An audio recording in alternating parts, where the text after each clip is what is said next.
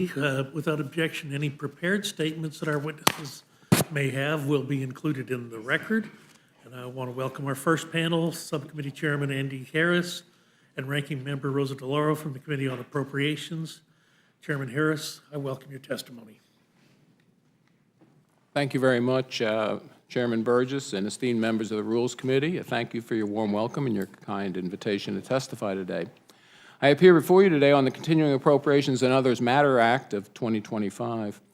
As members of this committee are well aware, fiscal year 2024 ends on September 30th, 21 days from now, at which time government funding will expire.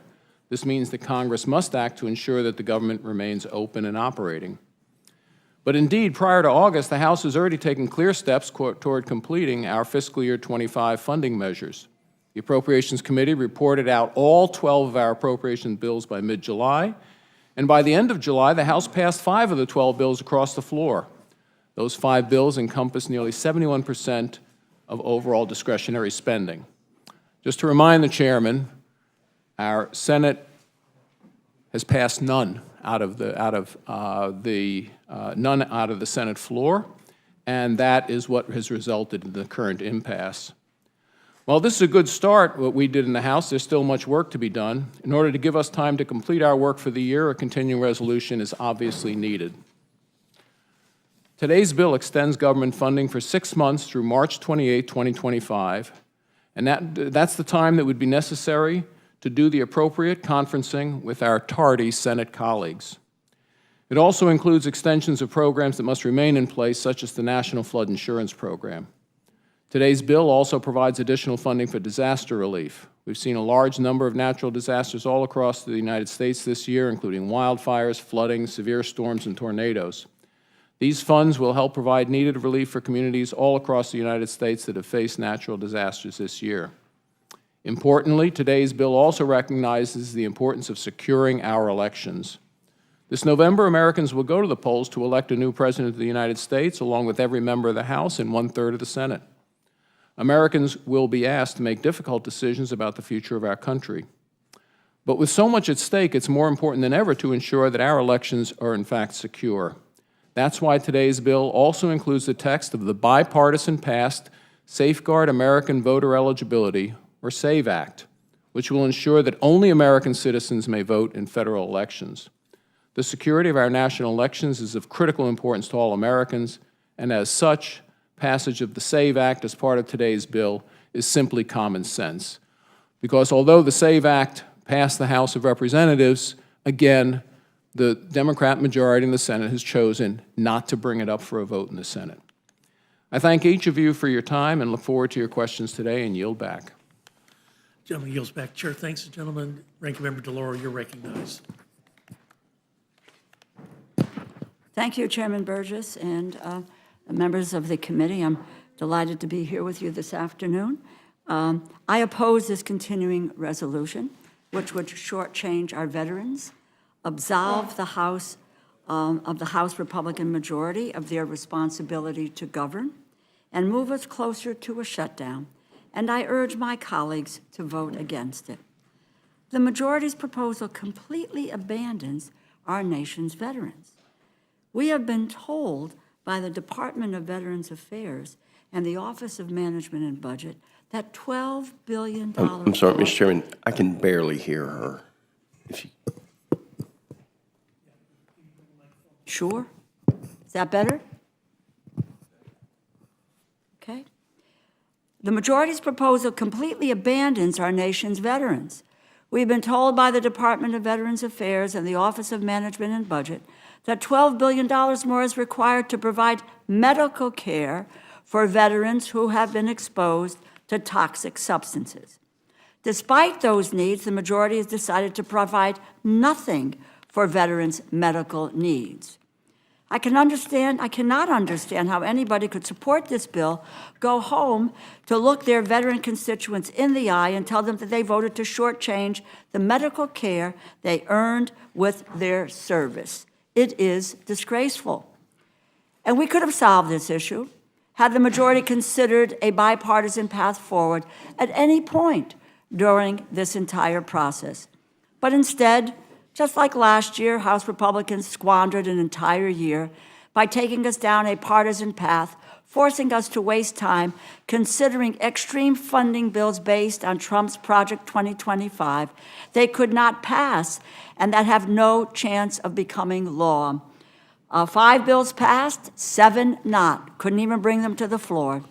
Just like last year, House Republicans' refusal to meet House Democrats at the table has left us without time to pass all 12 full-year appropriations bills before the end of September. And now, rather than admitting the inevitable defeat of their Project 2025 spending bills and passing a bipartisan bill to keep the government open while we finish our work, the majority proposes abandoning their obligation to govern, forcing a new Congress to clean up their mess, and they have included an extraneous, partisan, and controversial measure non-germane to appropriations that guarantees this continuing resolution will not become law. This bill will not pass the Senate. The president would veto it. This bill has no path to becoming law. A 6-month continuing resolution is a ploy to force the extreme Project 2025 manifesto agenda on the American people. They want to slash domestic investments in healthcare, education, job training, and every other discretionary program, which will hurt the middle class and the economy.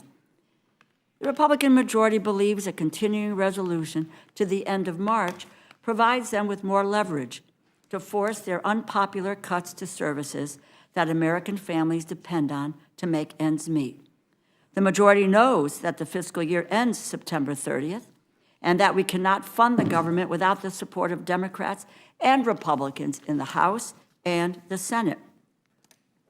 But for the second time in the 118th Congress, the majority does not want Congress to finish its work until March, nearly halfway through the fiscal year, wasting time, avoiding the inevitable, and failing to meet our obligations to the American people. A half-year continuing resolution is no way to govern. This is no way to serve the American people. The American people have a choice to make in November, and come January, we will have a new president and we will have a new Congress.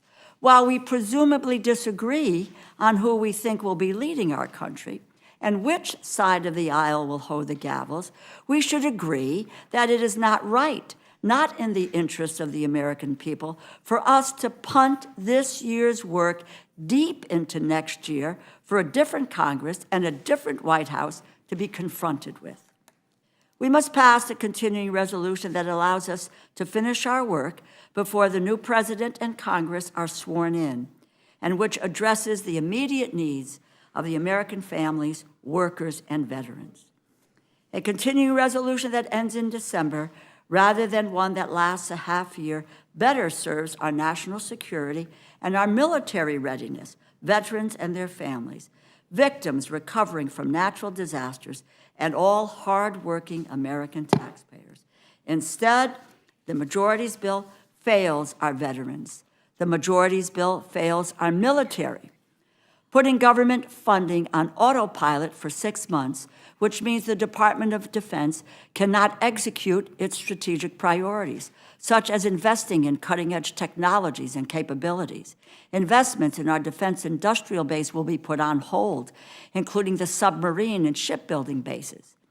Over the weekend, Secretary Austin said in a letter, and I quote, "Asking the department to compete with the People's Republic of China, let alone manage conflicts in Europe and the Middle East, while under a lengthy continuing resolution, ties our hands behind our back while expecting us to be agile and to accelerate progress."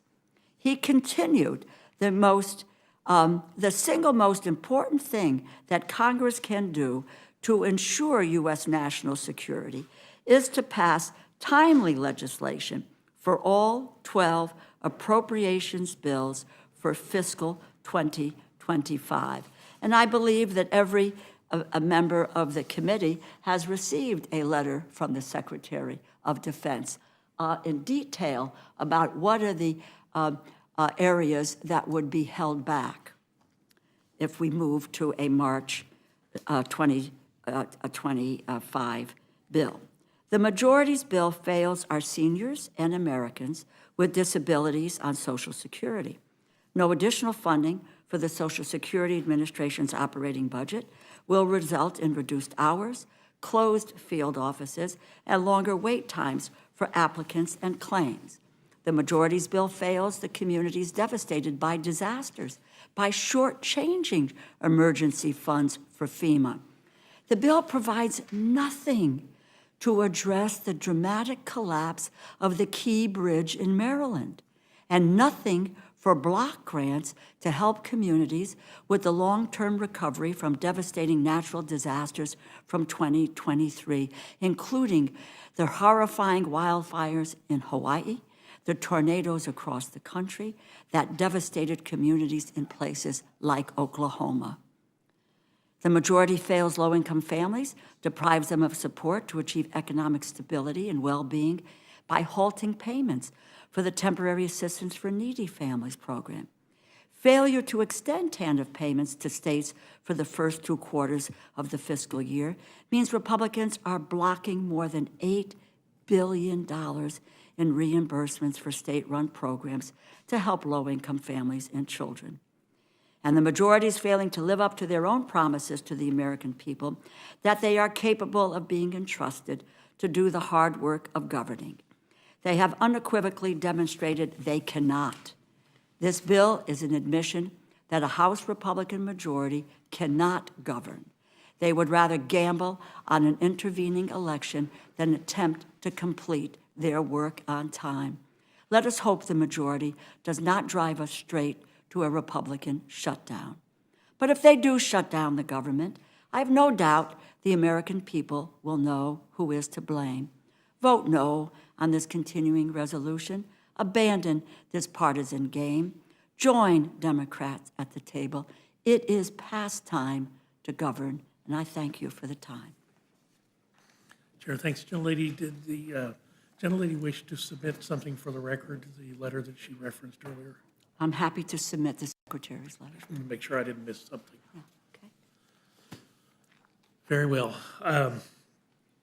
Chairman Harris, thank you for being here, coming back and making yourself available to the committee. Just wanted to give you an opportunity to address anything that you might have heard in the last few minutes.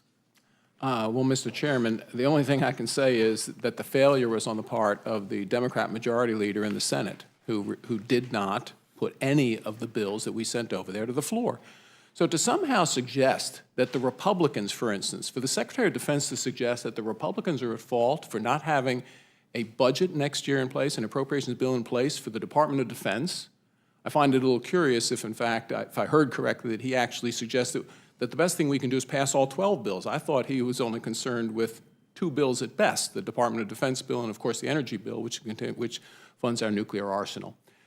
But to suggest somehow that it isn't the Senate's fault for not taking up the defense appropriations bill, maybe it's because in Washington we just got used to not passing individual bills out of both houses, that it has to be a minibus or an omnibus. That's not the way the legislative process should work. The defense bill was one of the first bills we sent over. It funded the Defense Department, and the Democrat majority-controlled Senate refused to take it up. So I'm just curious if the Secretary of Defense is going to write a little note to Mr. Schumer over on the other side of the Capitol to suggest that maybe he ought to take up the bill tomorrow, or next week, or the week after, and we could come to a quick resolution on defense and take that off the table. But that's not the way business is done in Washington anymore. It's all got to be one part of some big package where you even have co-opted the Secretary of Defense into that to somehow suggest that you have to pass all 12 bills in order for the Defense Department to be appropriated. I'm not sure. I missed that in my pocket copy of the Constitution. I'm not sure it's in there, but that's what it's become. So we are forced at this point, because of the intransigency of the Senate, to put forth a continuing resolution. And honestly, there are 21 days till we run out of money, September 30th. Then there are another 30-plus days until the election. when neither house is in session, leaving us, if we did just punt this into end of November or beginning of December, it leaves us with precious little time, as I said in my opening comments, to properly conference the bills with the Senate. Now, if the Senate had taken up the defense appropriations bill, for instance, in a timely fashion, I'm not sure what Mr. Schumer's doing over there, but he has something better to do than fund our Defense Department. We would be conferencing it right now, and it would be coming to the floor. And our Department of Defense, for instance, would be funded. But again, that's not the way it works. That's the way it should work. And conferencing is not going to be done quickly, should not be done with the end of the year hanging over us. In fact, it will take months to conference these bills. And let's remember why we are late. We're late because the President submitted a late budget. We're late because the Senate refuses to take up the bills that we send over there.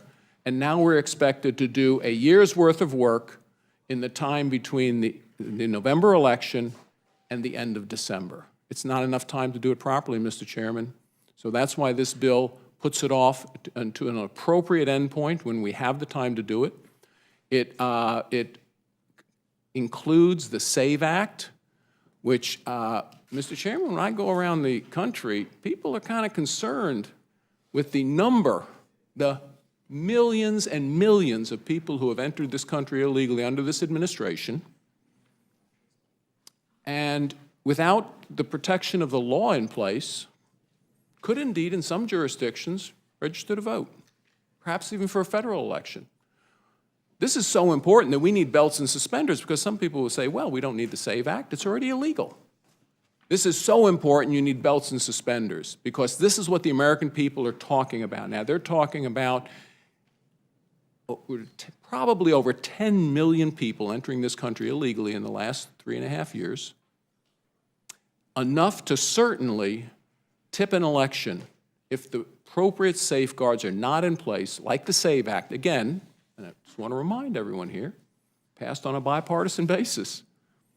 Because yes, there actually are people on both sides of the aisle who understand the importance of securing America's elections from people who are ineligible to vote in those elections, voting in those elections. So again, this is something Mr. Schumer could have taken up on the Senate. I suspect he didn't, because he might be afraid that it actually might pass.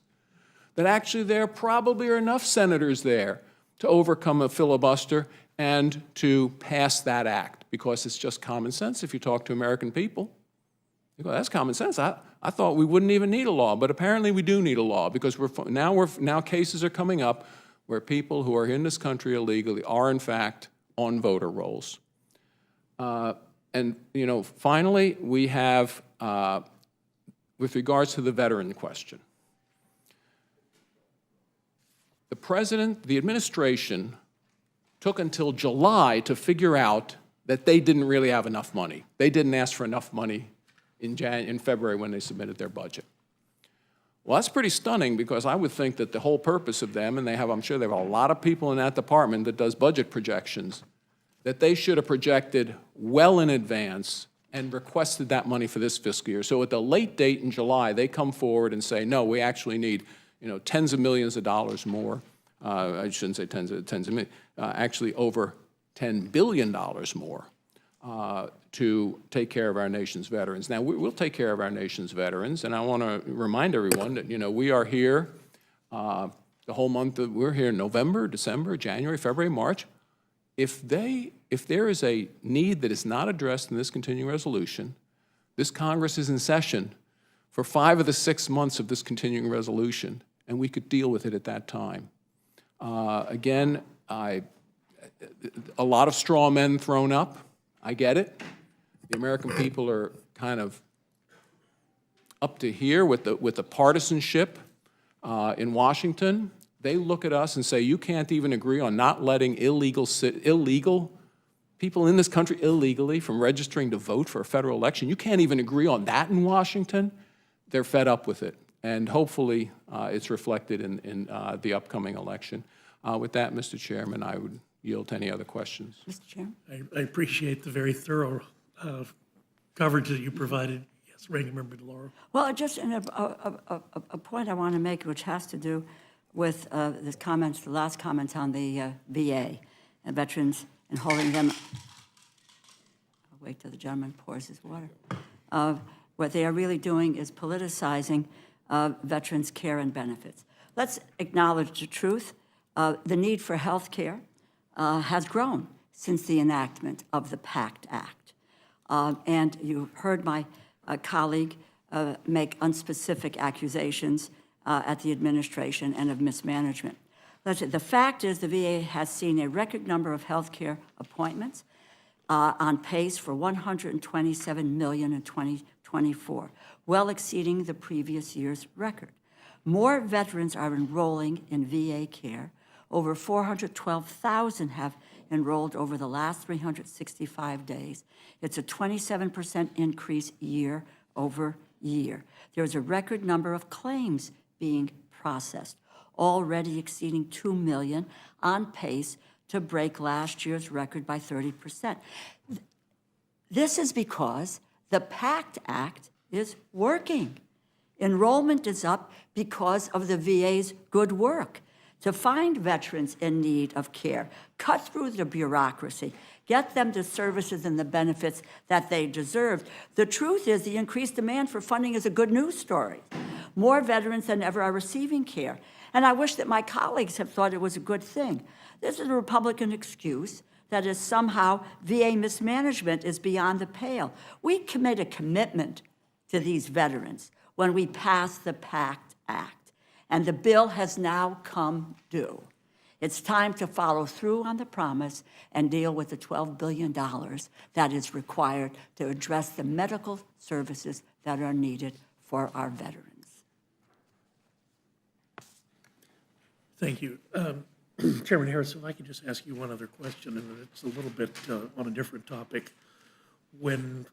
And I appreciate the fact the committee did work through all 12 appropriations bills when the work was being done on Labor HS. There was some discussion of including a reauthorization for the National Institute of Health as part of the bill. From my reading of the continuing resolution in front of us, there is no such reauthorization of the NIH that will occur as a result of the CR. In other words, that will still need to be done in the after the expiration of the CR.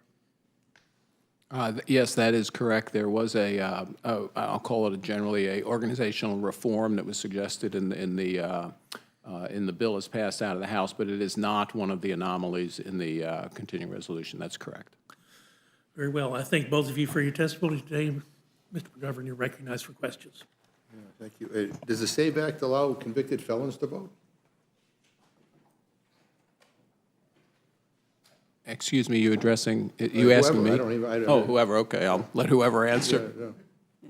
I was just curious whether some states do not allow convicted felons to vote, and I was just curious because one of the candidates for president falls into that category. Look, I'm not going to spend a lot of time here because we're actually wasting time here. I mean, you guys, the Republicans, are in charge. You can't. You have the majority. You can't seem to pass appropriations bills. You've pulled a whole bunch of them, so you can't get agreement within your own conference on how to proceed. And so we're going to bring a partisan CR to the floor, and I don't know how that turns out. And but I can tell you for certain it's going nowhere. I don't know how many times we're going to have to do this before we get down to passing a bill that, quite frankly, reflects at least some understanding that these appropriation bills are helpful to veterans and to so many other people in this country. But in any event, I'm not going to waste any more time other than to say that it is pathetic that here we are. Again, I hope and pray that there is a major change come November because this is not the way this Congress should be run. I yield back. Chair thanks the gentleman for his comments. The lady from Minnesota is recognized. Sneaking a little snack, so. But thank you, Mr. Chair. And I really won't, I don't want to ask a lot of questions or talk very long. I just want to say this makes sense. And no matter what the talking points from the Democrats are, the fact remains that the Senate Democrats have not done their work. I think Mr. Harris laid that out very well in his opening statement and again in another response to the chairman. But we are in the position that we have to do this because the Senate Democrats didn't do their work. And I don't know if we can express that enough because there's so much going on from the talking points from the other side about veterans and about all kinds of things, all the other horrible things you can think of that, but then why didn't the Senate Democrats do the work if there was that much concern? And there was that. So that's all I really wanted to say, and Mr. Chair, I yield back. Mr. Chairman?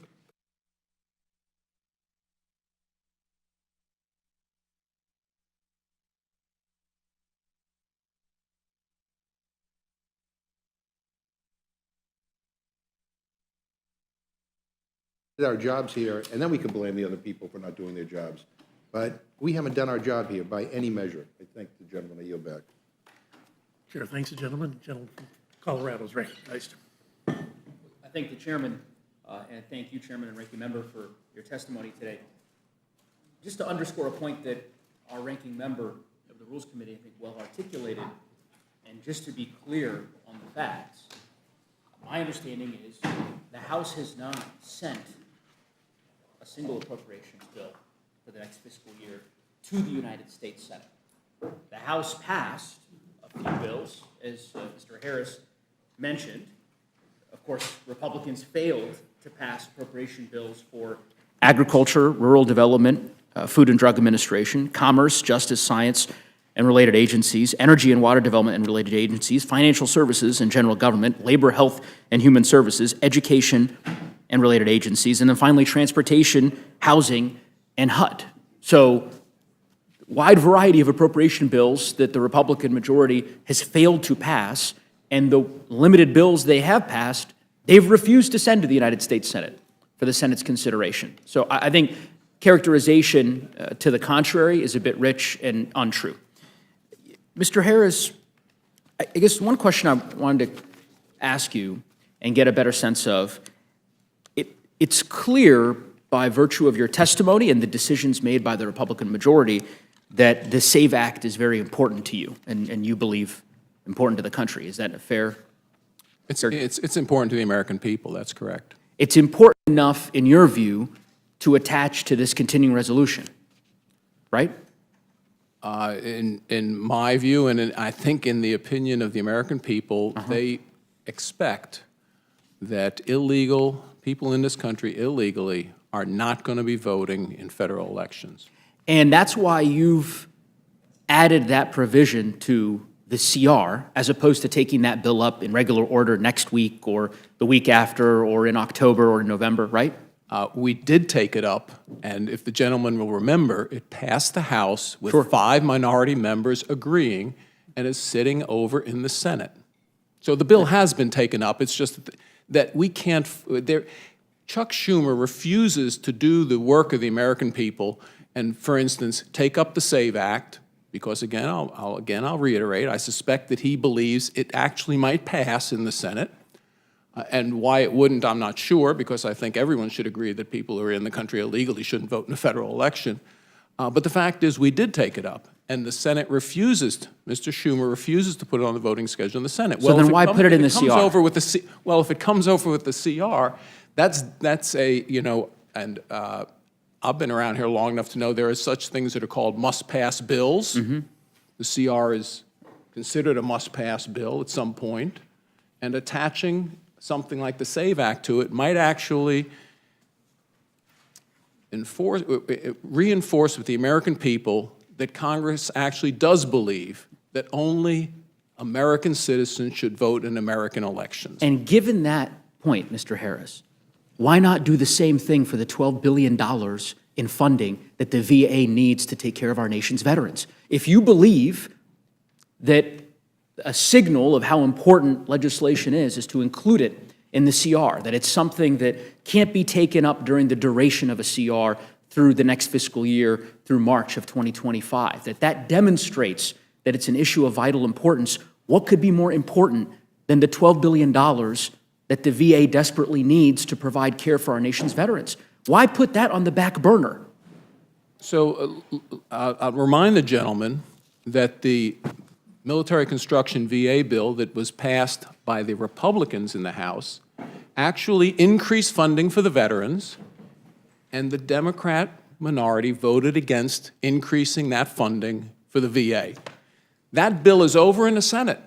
It's not in the Senate. If we could, You didn't send it. Only the DHS bill was held pending passage of H.R. 2. So the Senate could take up their, if Mr. Schumer and the Democrat majority in the Senate felt that the veteran issue was so important, they in fact could take up the military construction VA bill in the Senate, and we could conference rapidly and solve this problem by next week. So I would suggest that, I mean, Why not that's do it my now? answer. I would suggest you write a note to Mr. Schumer and ask him why he's Mr. not Harris, taking them up. I would just simply say, it is completely within the power of the Republican majority to address it today in this CR. It's not particularly complicated. The Republican majority could decide that addressing our veterans' health care needs is as important as the wide variety of other anomalies that the Republican majority has settled on, as important as the SAVE Act, as the Republican majority clearly believes it to be, and included in this bill. The Republican majority made a decision not to do so. I don't understand why, and I don't think the answer, or a answer, rather, that this can be something that can be addressed in December or January or February, that it can be addressed at some point during the pendency of a 6-month CR.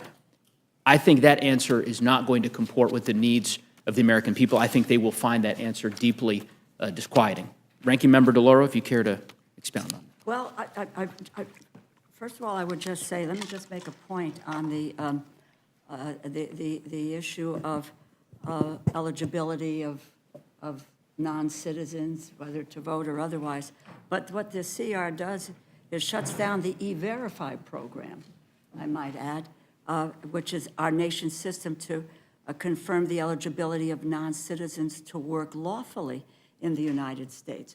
So it really Could you is- just repeat that, Ranking Member DeLauro? You're saying They the shut down- Republican CR bill shuts down the E-Verify E-Verify program. program, Okay. which is our nation's system to confirm the eligibility of non-citizens to work lawfully in the United States. So, it's a mic. It should be. Okay. I think it's this veterans issue is really a critical issue. There's a $12 billion shortfall, and I explained that the increase demand for services, we understood that when we passed the PACT Act because it extends to all altercations here. So $12 billion shortfall. It's medical services for veterans.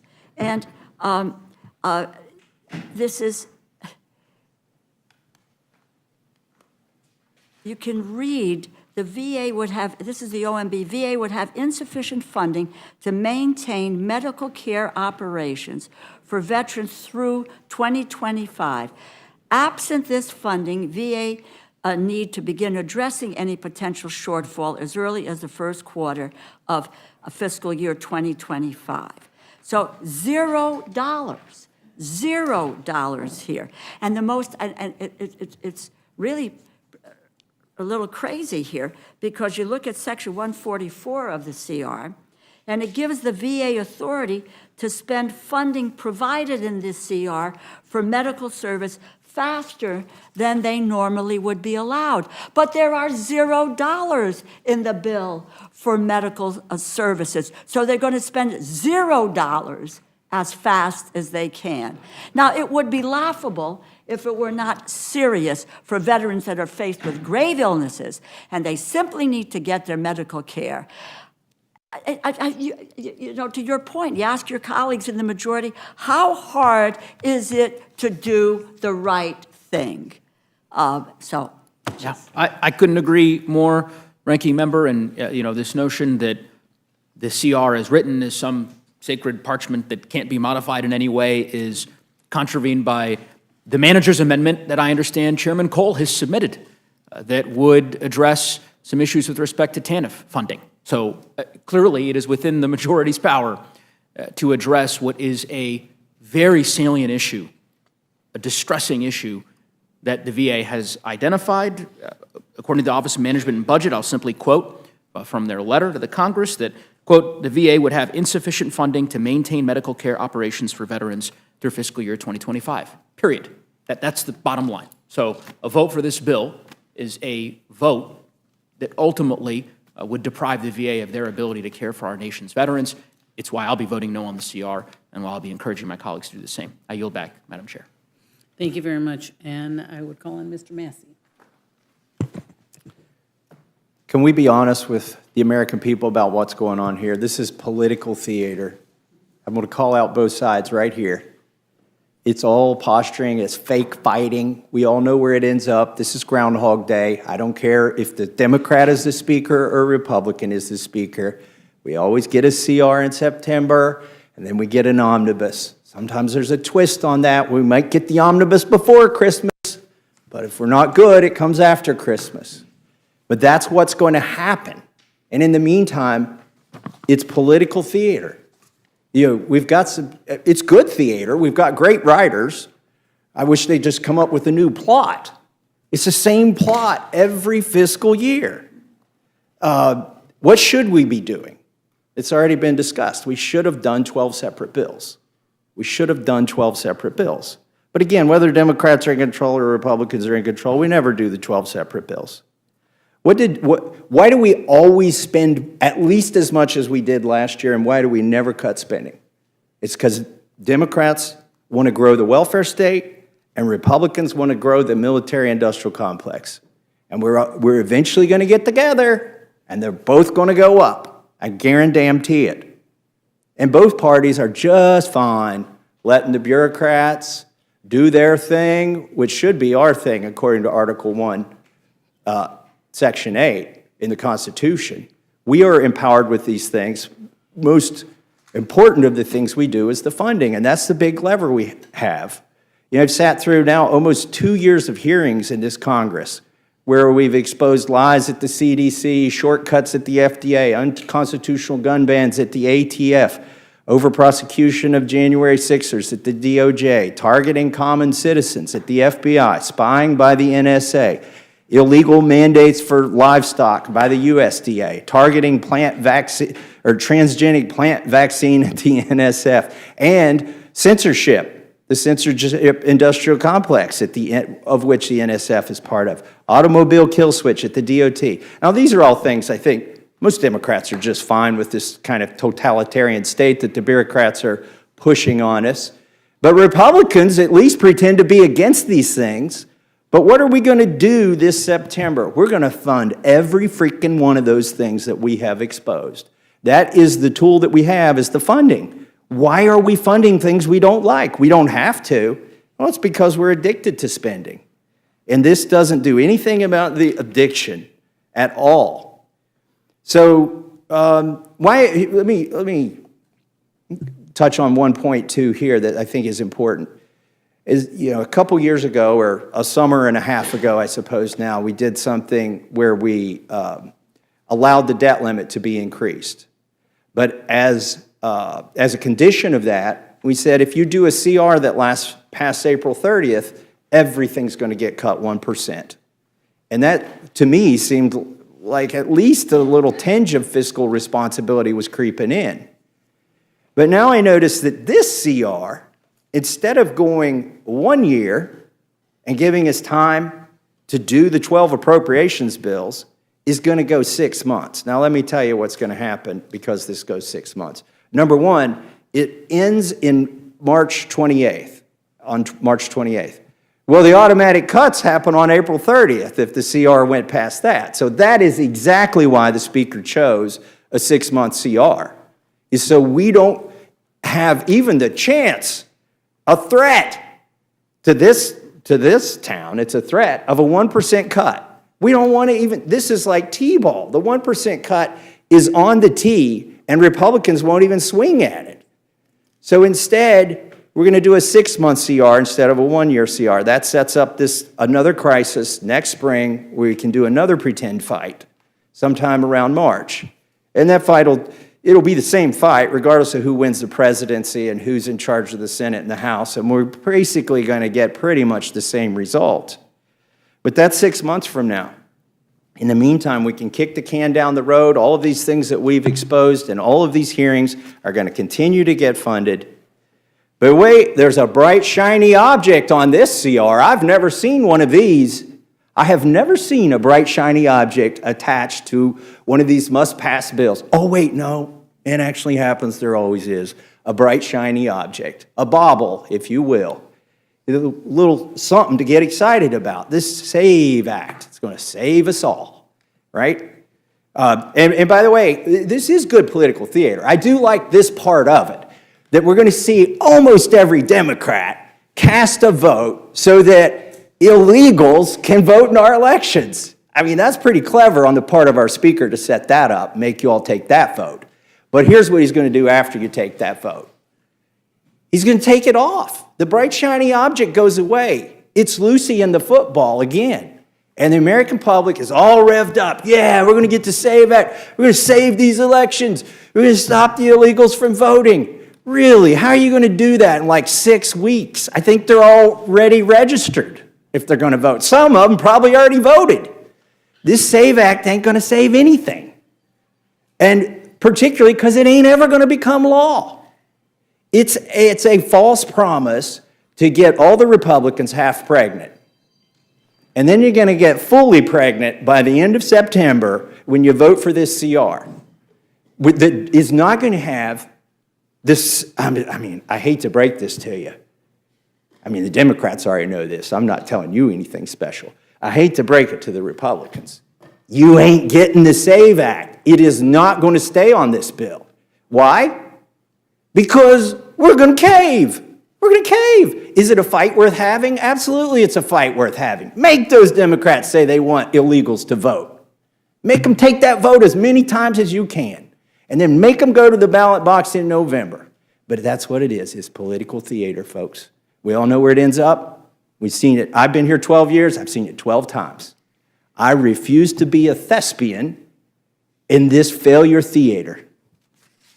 And with that, I yield back. Thank you, Mr. Massey. Ms. Ledger-Fernandez. Mr. Massey, also known as, let's do it. Is it Kit? Is it Shakespeare? Who is it, right?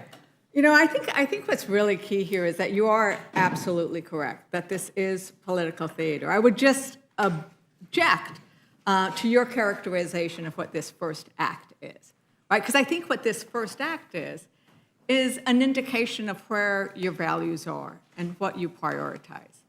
And that is why we are as upset about this first act as we are. Because I've been out in my district. My district looks like your district, Mr. Massey. We talk about this all the time, right? I have a big rural district. I have lots of wonderful, beautiful Republican counties where I spend time with ranchers and farmers and people that I grew up with, and we need to do everything to help them. In those districts, we have some of the most patriotic communities. New Mexico has some of the highest levels of participation in the military. So you can imagine, when I go around to my districts, they tell me what they are worried about. And what they are worried about right now is they know that there is a shortfall for the VA funding. And they tell me, right, at the Labor Day parade in Ragged Mountain, it's called a Bean Day Parade, right? You can tell what happens in Ragged Mountain. They grow beans. And the color guard is worried because, as one man told me, if that funding isn't there, what do we do, right? What happens to my wife who relies on some of these medications and treatments? What happens to me when I cannot get that check? What happens to my world that falls apart? And he is carrying that flag, and he is wearing so proudly that uniform. And what we are doing in this act, this first act, Mr. Massey, is saying you are not important enough to give you a speaking part. Instead, we're going to give speaking parts to all kinds of other stuff that's completely irrelevant to the lives of the people in my community. That's what is so infuriating about this bill is that it leaves out that shortfall. And Representative DeLauro, ranking member, tell us, give us a response to the idea of it could wait, it could happen later, especially in this kind of Congress where we can't get stuff through, when, as Mr. Harris said, we must attach things to must-pass legislation. What's your response to, oh, it could wait, or it's the Senate's fault, we shouldn't worry about this? Well, the fact of the matter is this body voted for the PACT Act. We did. And we said we were going to meet a commitment to our veterans. And what we said was those who had been subject to burn pits, to toxic chemicals, et cetera, we weren't going to curtail it to one episode, but we were going to broaden the base of that so that we could provide the best medical services that we could to our veterans. Now it's time to pay the bill. There is a $12 billion shortfall. And you can, again, as I'll say, folks want to talk about mismanagement, but think about if you extend that PACT Act and that legislation to veterans of all wars. So the numbers have escalated. So maybe the fact that you don't like the accounting system in terms of the VA, but today there's a $12 billion shortfall. Veterans Health Services are on the line.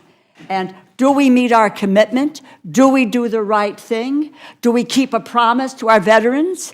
In addition to which, there's the craziness of talking about another part of the bill where we say they can spend the money on these medical services faster. There's no money to spend faster, so nobody was paying attention to what, in fact, was going into this bill, et cetera. So they're just leaving veterans behind in this effort. And I just think it is disgraceful and shameful. You can't go home to your folks.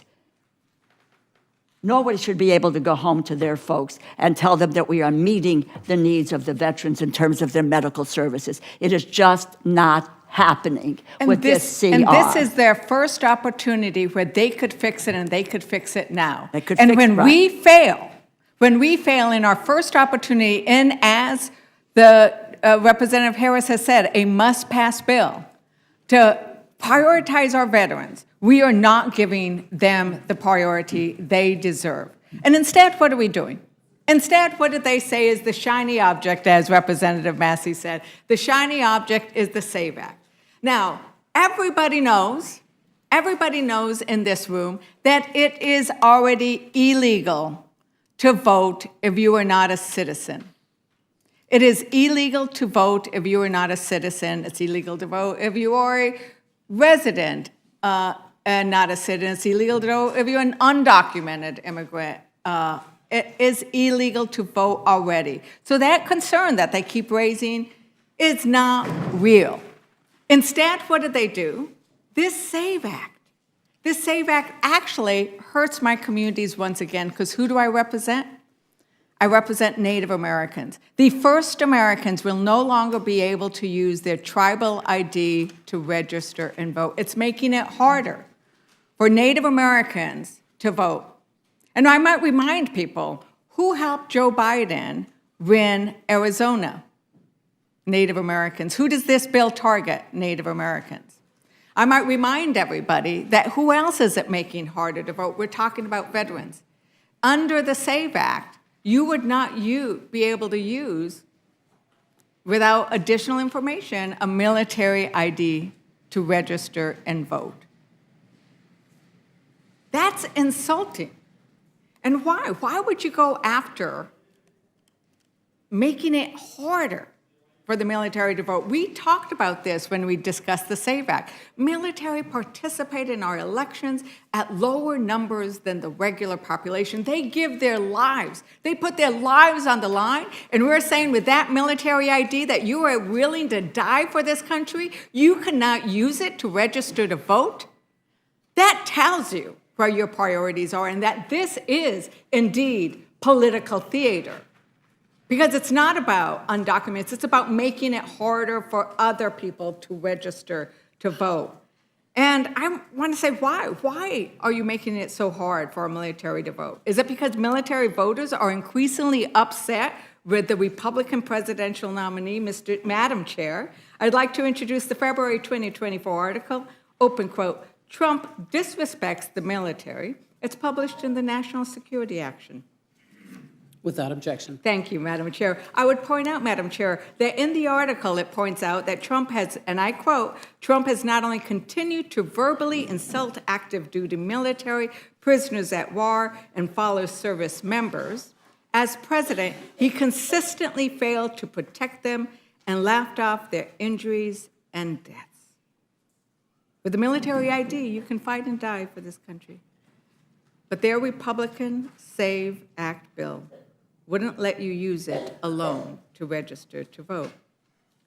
So, I've traveled my district and heard from folks who are in situations like other people in this room who suffered horrible disasters.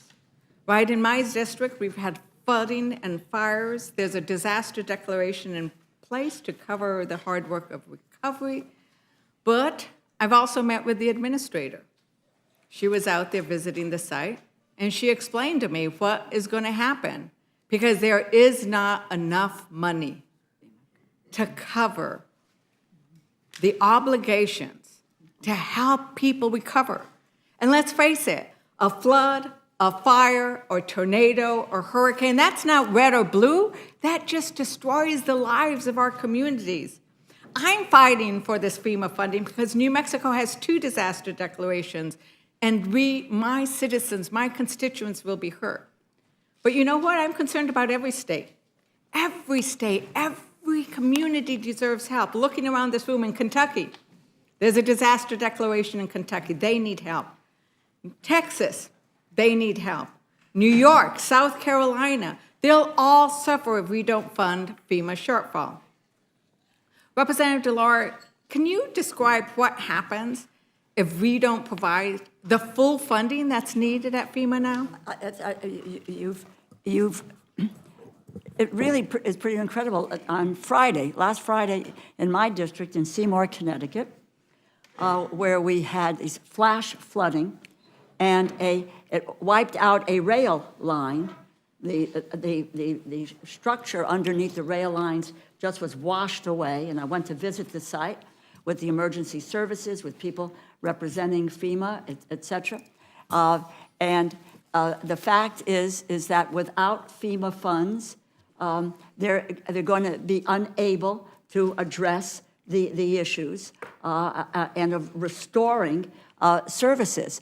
And this is federal money for FEMA, which is, there are disasters, you pointed out, all over this country, whether it is in Hawaii or Oklahoma or Connecticut or New York or wherever, that if there was, I think, they've already deferred $6.1 billion because they don't have the money to be able to move forward on projects.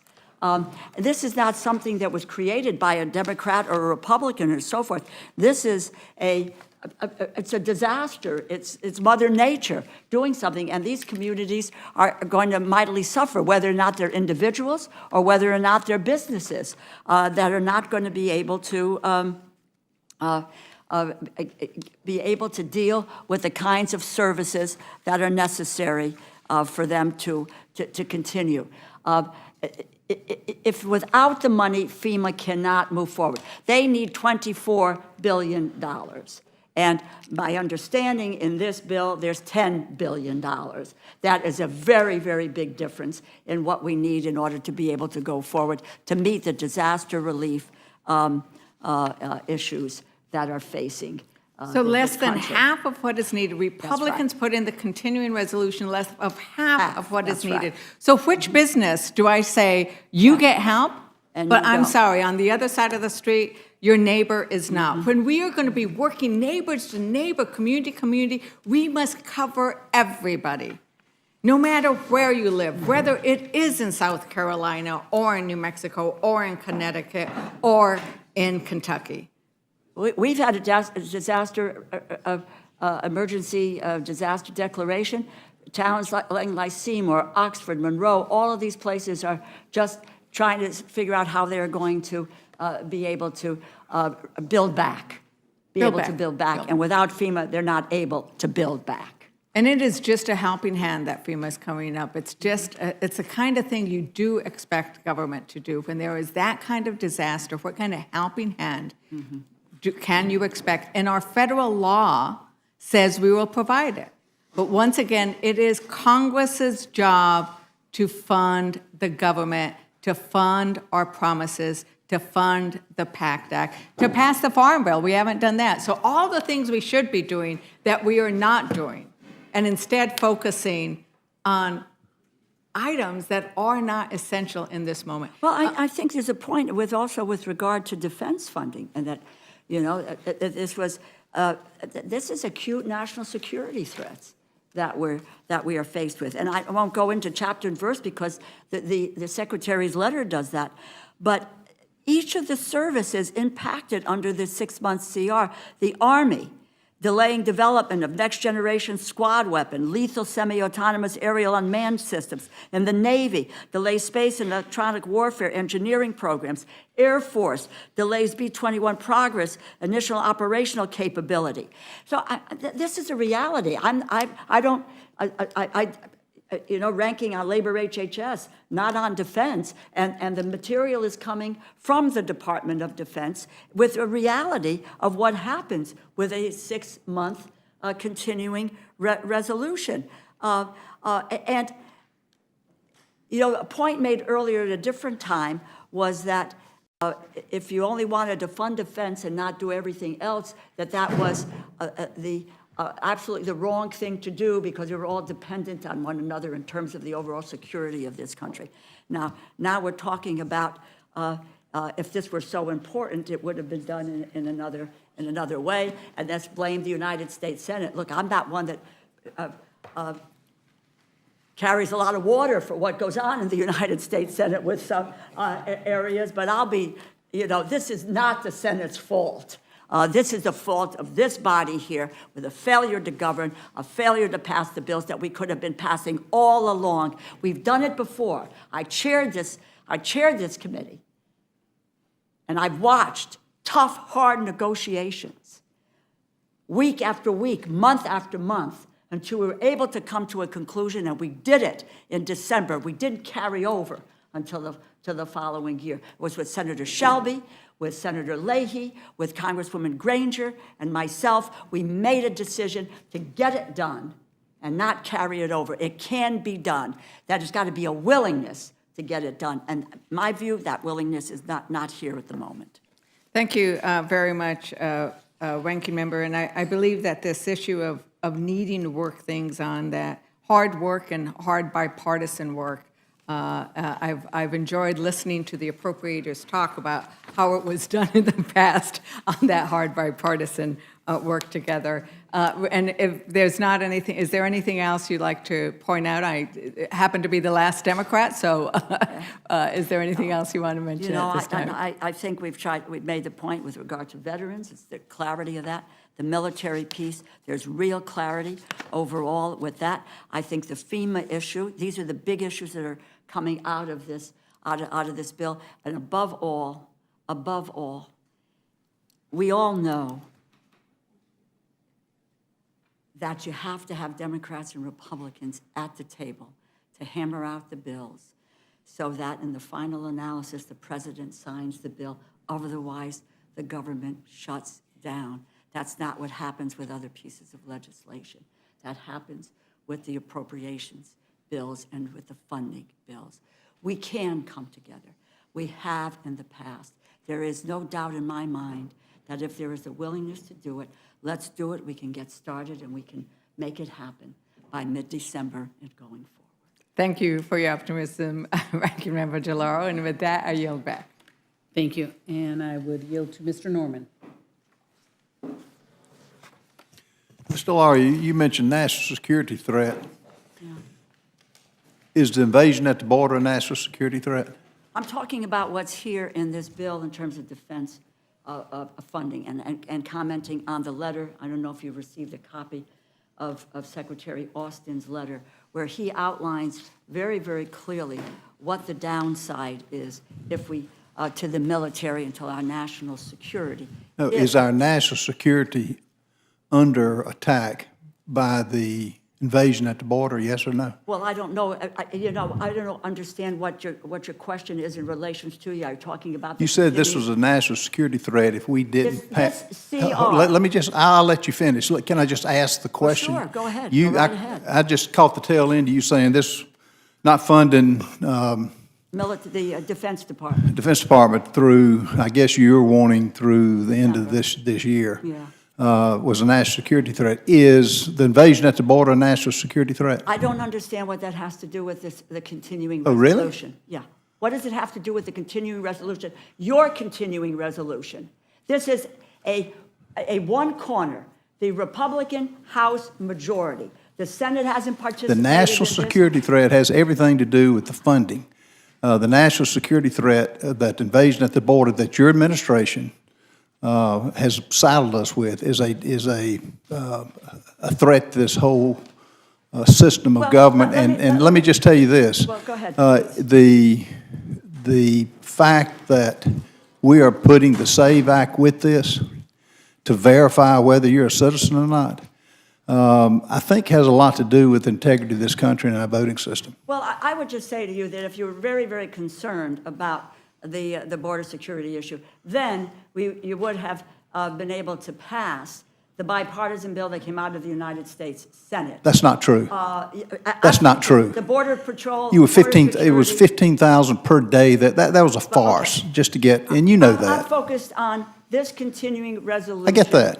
And the lack of, where the Defense Department has told us that the shortfall and the inconsistency for them over the next 6 months. Have real problems in terms of our national security. The inconsistency of particularly Lloyd Austin, he is a national security threat by what he's allowed to happen to this country. He hadn't spoken one word up on the invasion that's happened at the border. And for you to sit here and say this is a national security threat when you and your party have allowed 15 million in this country is a travesty. And the American people are going to hold you accountable for it. Mr. Harris, would you give me your take on our national security threat and what's happened the last 4.5 years under this administration? Well, I mean, clearly the southern border is a national security threat. We know it on a daily basis. We see it on our TVs. The American people see it on their TVs. That's why the American people actually strongly support the SAVE Act. They think it's just common sense that you actually should put in place. You know, the issue was that we already have a law in place. In fact, the gentleman from South Carolina, I think, fully understands that law is not very clear because the establishment of intent is unclear in the law. So, for instance, if you go into the Department of Motor Vehicles in the state of Maryland, and you are an illegal, because an illegal alien can own a car, they can get a driver's license, they can do that. You sit at a computer screen, and a screen flashes up and says, well, do you want to register to vote?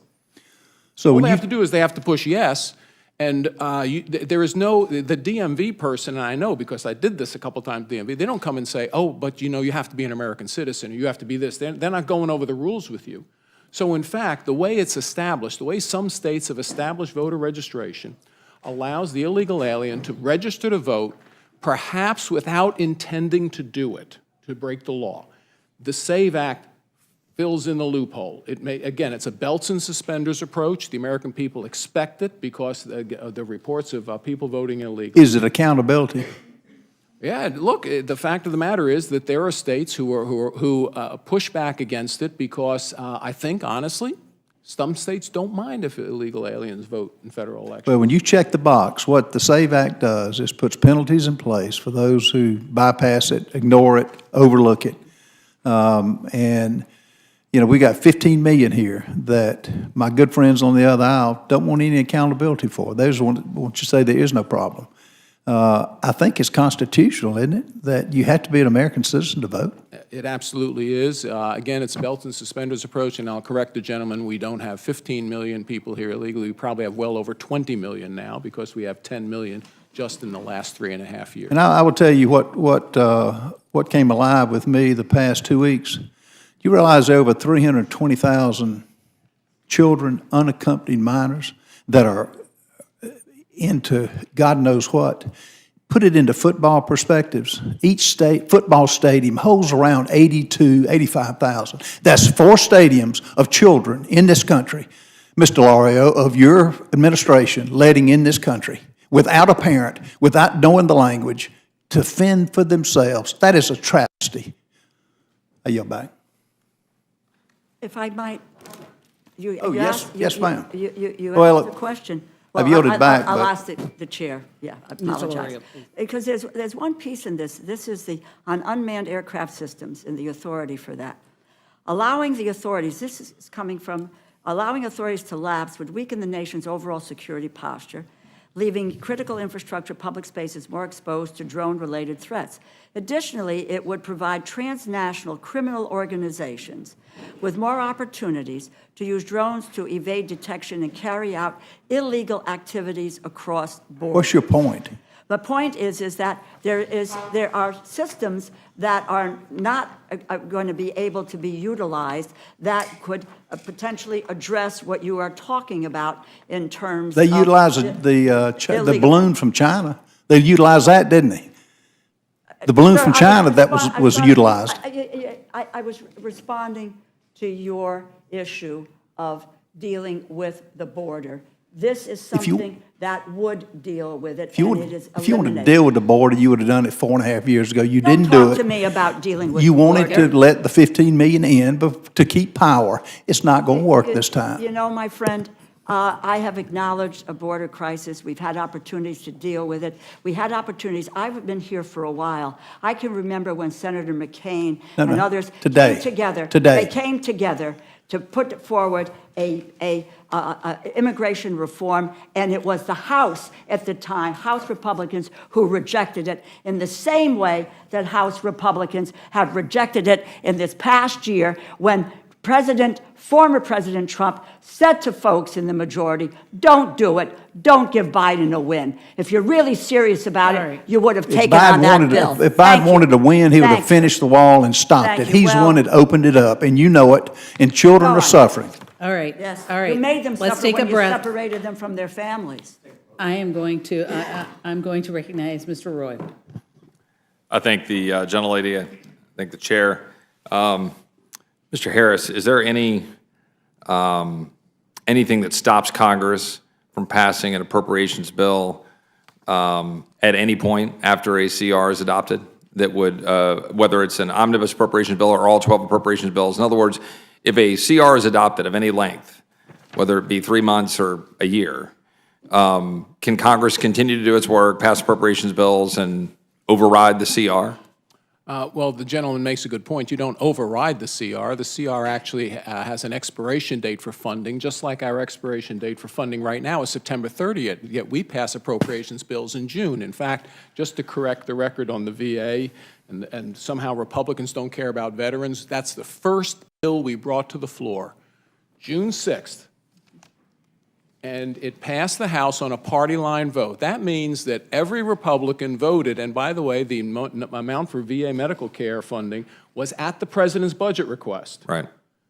It went to the Senate where it has languished for 3 months. So if we're worried about who cares about veterans and who doesn't, I suggest you call Mr. Schumer up and say, hey, remember that bill we sent over there on June 7th, because we passed it on the 6th, and went over there on the 7th, and it's sat there.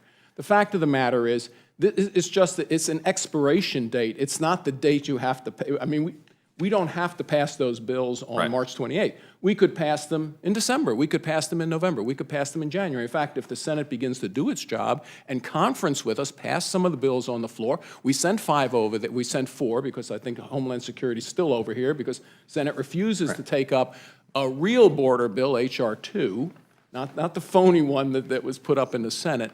If the Senate takes up those 4 bills that are over there, we could conference them next week. We could answer all these defense questions, all these things that the gentlelady brings up, the ranking member brings up. We could address all of them in a negotiation on the House-passed defense appropriations bill because it's been sitting in the Senate. The Senate hasn't even brought their defense appropriations bill to the floor. Now, again, I will reiterate, Mr. Austin seems to have misplaced the criticism here. The criticism should be on the Senate not doing the job it should be doing with the defense appropriations bill. And so, just putting a finer point on that, the debate about a expiration date on the CR, in this case, March 28th, is really just a debate about when we're putting the pressure point, right? It's not a debate about whether or not the appropriations bills can ultimately get finished or not. That is a separate question. We have 5 appropriations bills that we've passed. We have 4 that are sitting in the Senate. The Senate has passed how many bills, to the best of the gentleman's knowledge? None off the floor. 0. And so the House has passed 4. We have a 5th that's sitting at the desk. We have others that we've been debating. We've gotten them out of committee. So then the question is the gentleman aware, 4 times in basically my lifetime since the mid-1970s have we passed appropriations bills, 12 appropriations bills on time? Is that correct? It was before my time here. Since my time here, we have never passed all 12 bills on time. Right. And how often, rarely do we pass 12 independent appropriations bills even late, correct? Normally it's an omnibus or a CR. I'm not saying that's good. I'm saying that's the way we've been doing things. Is that correct? That is, and the gentleman wasn't here when I mentioned that earlier in my testimony. That is the way we do it. That's not the way it's supposed to be done. Right. But now the expectation here is that you don't pass an individual appropriations bill, no matter how important defense is or the VA is. You put them on a shelf somewhere until you get a minibus or an omnibus. That's not the way it's meant to be. So but you're without absolutely right. just a nonpartisan question, House's fault, Senate's fault, Democrats' fault, Republicans' fault, are we going to pass 12 appropriations bills in any way, shape, or form by September 30th? Independently. I don't believe we will. On either side, But again, there are 4 bills. The claim is the Republicans haven't done their job. We've done our job on 4 bills that sit over there, and I'll remind the gentleman that those 4 bills total up to more than half the spending. Had those bills been processed by the Senate, gone to conference, and come back to the floor, then we'd be in a we'd position have to a CR potentially that's do half a as smaller CR, having done those appropriations. I agree, but point being, whoever's fault. Again, the Senate has passed 0 appropriation bills. We've passed 5, 4, 1 held at the desk, 4 sitting in the Senate. It is unlikely that we're going to have the 12 independent bills passed and signed into law by September 30th. Is that a fair statement? that's a very fair statement. And the gentlelady is nodding in agreement, correct? Of course. Right. Again, regardless of fault. So my point of saying that is, to those that question the CR, I don't like CRs. I don't like CRs as a way of doing business. But we've got to figure out what to do with one in this context, in this environment. So then the question becomes, what's the expiration date? Question for the gentlelady. You expressed earlier, I think, I just want to make sure I understand for the record, that you think it ought to expire on a shorter time. I think December. December. Is that didn't you posit that earlier? The way we've done this in the past, in terms of the negotiation, we were able to sort out the differences by, mid to later, but in December, getting it done before the end of the calendar. Okay, and do you know, just for purposes of trying to figure out what that would look like, right, in terms of putting together what would be almost certainly an omnibus, right, probably not 12 independent bills, then in addition, what would be the likelihood, do you know what the timing is of Ukraine expiration and whether that would be a part of the discussion on the funding?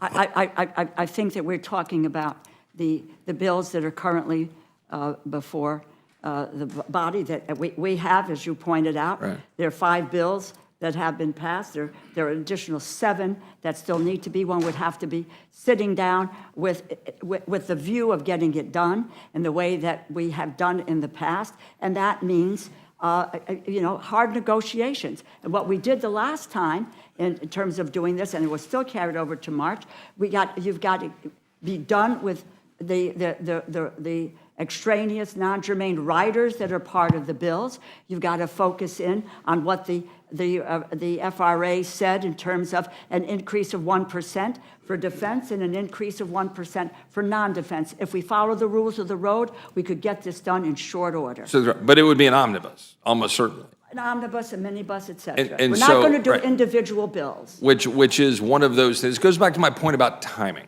right? It goes to my point about picking the date. We pick dates, just for the average viewer out there, we pick dates based typically on a pressure point. We don't pick, because you can always pass the appropriations bills. We can pass them tomorrow. We could do an omnibus in December, even if we have a March date or a full year CR. I personally would rather just have a 1 year CR. Just set it, go ahead and fund it, and then we could debate it. But the reason I think the gentlelady's shaking her hand, the others, is that if you don't set the date at a certain date to try to trigger, we're going to run out of money, then there's not a pressure point. And the reason typically it's done in December is not like, some joy, we want to get this done before the next calendar year. Our fiscal year is September 30th. It's because it's Christmas. Well, we should have done it by September 30th, and we could have. But it's always done, but the Senate's passed zero. Let's go back to that. Again, not casting blame. I'm talking here for the good of the country. I'm trying to figure out, because Americans scratch their head and they go, what are you doing? And then you look up and whatever always happens. So let's go back to the Ukraine question. The reason I asked the question to my gentleman, my friend from Maryland, did we not start the Ukraine funding with basically a $45 billion funding in December on an omnibus 2 years ago, before we had the plus up this last spring? Yes. And so if you're an average American sitting out there going, well, do I want a CR that is expiring on, say, December 15th, setting up a pre-Christmas pressure point wherein we are deciding how to fund government for the rest of this fiscal year, right before Christmas, and the question of Ukraine funding expiration is now out in the press, that it's going to be running out of money by the end of the year? Would there not be a potential pressure for there to be a grand bargain of significant spending in an omnibus spending in December, along with potentially another large pot of money for Ukraine? Would the gentleman from Maryland agree that, based on your experience in this town, that is not an insignificant likelihood if a CR is put till December 15th? It's not only an insignificant likelihood, but it disenfranchises the idea of coming back in a lame duck session, disenfranchises the American voters who will have made a decision in the beginning of November, perhaps to take this country in a different direction.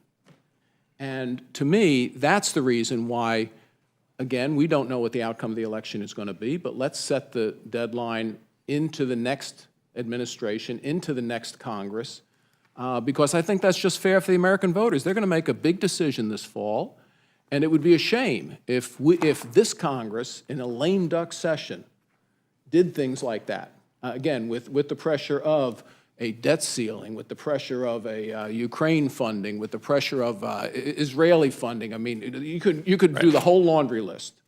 What it does is it allows a lame duck legislature to make major decisions, and I think that's just not right for the American people. I agree. So let me move then off of the spending issue to the SAVE Act issue. Is the gentleman from Maryland aware that in Texas on August 26th, they announced the removal of 6,500 non-citizens from the voter rolls? In Virginia in August, the Attorney General announced 6,303 non-citizens. Since 2014, Virginia has removed 11,000 non-citizens. Alabama has removed 3,251. Ohio just announced 597. And I could go on and on down the list of states. North Carolina, 1,454. But importantly, is it not true that under current law, the way the courts have applied the NVRA, that if you are a state like Arizona, and you say, we believe and have passed a law saying we want to ensure documentary proof of citizenship to ensure that only citizens vote in American elections, that in the case of Arizona, the courts have said, sorry, you can't do that for federal elections because the courts have interpreted it as violating the NVRA, because the NVRA sets out certain documents and materials that you can collect. So in other words, the federal law has been interpreted by federal judges to prohibit states from ensuring the enforcement of the law that non-citizens not vote, that my colleagues on the other side of the aisle present to the American people as an already established fact. Is it not also true that it's an already established fact of law that you're not supposed to be here illegally? But yet we have 20 million people here. Is a gentleman agree that that is a problem that the SAVE Act sets out to address? So, and again, given the way motor voter registration occurs in Maryland, I wouldn't be surprised if there were thousands of illegal aliens in Maryland who were registered to vote and who should be taken off the rolls. But the upshot is that Congress thought that a belt was enough, and the courts said it's not.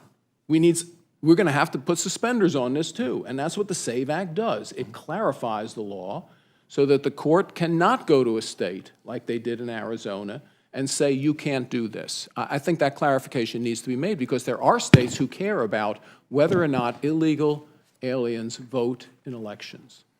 One other question. So we had 143 of our colleagues on the other side of the aisle opposed a bill to overturn the District of Columbia's law allowing illegal aliens to vote in local elections. Now, that's D.C. We have authority over D.C. as Congress. So we put legislation before. Now, 52 Democrats voted for it. I mean, I'll give credit where it's due. But 100, to this point about, well, it's already illegal to vote as a non-citizen. But yet we have 143 Democrats who are leaning into wanting to allow D.C. to have illegal aliens not just vote, but we're being recruited to vote, targeted to vote in what you would call the local elections for D.C. So is it not true that we have jurisdictions across the country, San Francisco, Oakland, D.C., like I just mentioned, New York, and other places, that have been actively seeking to recruit and register non-citizens for claim to be state and local elections? So now you're doing that, and then at the same time saying, don't worry, it's against the law, but just trust me in terms of the voters for the federal elections. Is that not the state of things, and is that not what the SAVE Act sets to address? So that's right. It creates an administrative nightmare. So, for instance, there are jurisdictions in Maryland that want 16-year-olds to vote in local elections, especially school board elections. But you can imagine, I mean, we talk about a voter roll, but in fact, you'd have to keep multiple voter rolls. And we know that some states are better than others at keeping voter rolls with integrity. So it sets a standard that is necessary, and again, that the American people expect. They do not expect a person who crossed the border illegally to have a say in federal elections. So last question for the gentleman of Maryland, and I'll yield back my time, because it has been raised an issue about the timing of the SAVE Act and whether it would have an impact on this election.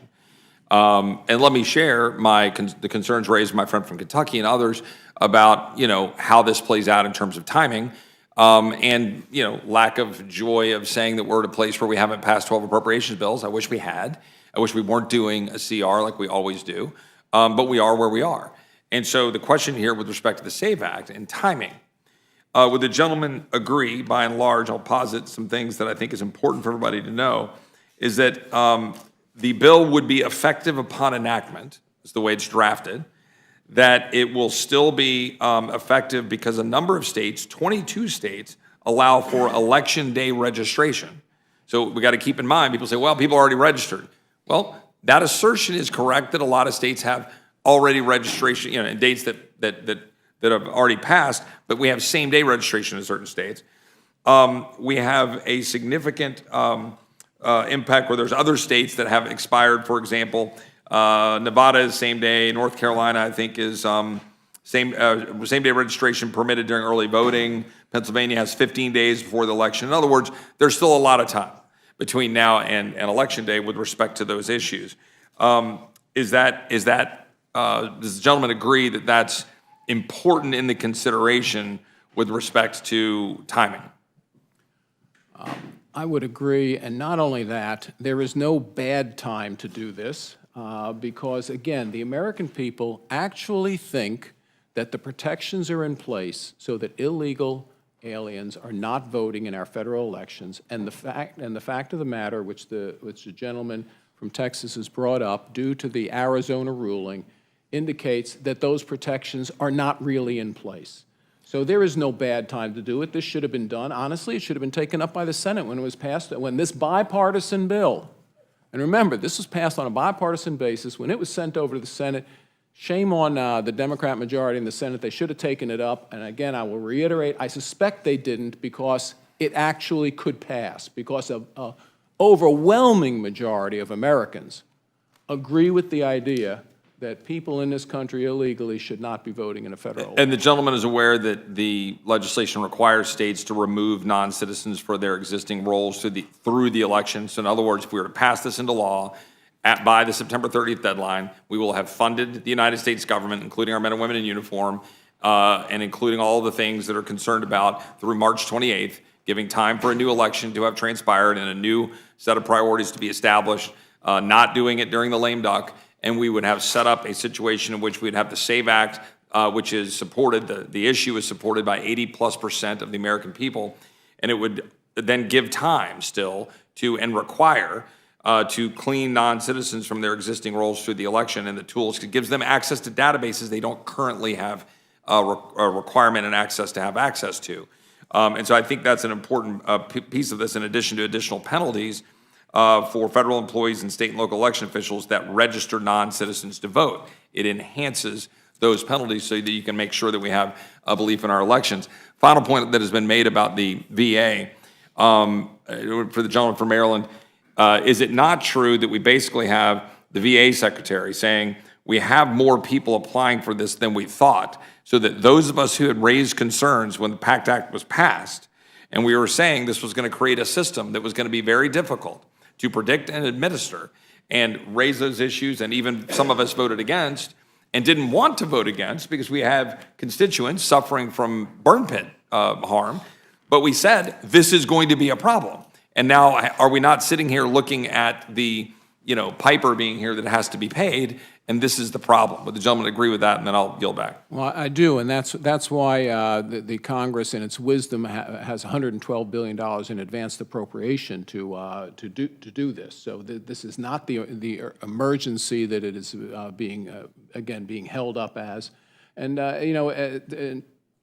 evidence of that is that the Senate hasn't taken up the VA appropriations bill yet, and that would be a totally appropriate vehicle to deal with this issue on a more permanent basis. But this CR, because of the $112 billion advance appropriation, it is not essential to be doing it at this time. It's actually more appropriate to do it through the normal appropriations process.